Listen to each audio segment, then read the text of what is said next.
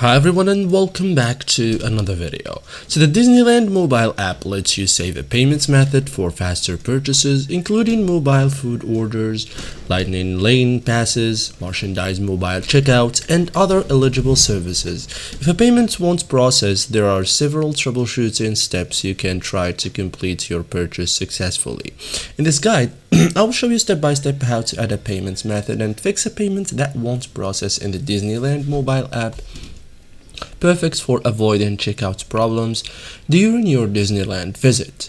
So first thing, open the Disneyland mobile app, sign into your Disney account. Now you are ready to manage your payments information. So now open your payment settings. So inside the application, tap your profile or menu icon here at the right or bottom right corner. Open payments method or payment settings or payment section during checkout. Okay, and now you will be able to add or update your payment information. Okay, so add a payments method. To save a payments method, tap add payments method. Okay,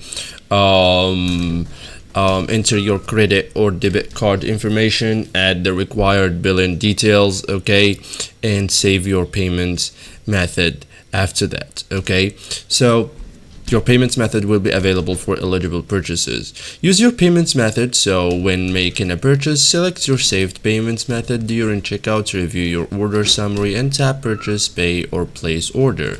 So the fix is, if your payment fails, try to the following, like verify your card number, expiration date, and security code are correct, confirm your billing address matches your bank's record, make sure your card hasn't expired, check that you have sufficient available funds or credit, switch to another saved payments method if available, close and reopen the Disneyland app before trying again.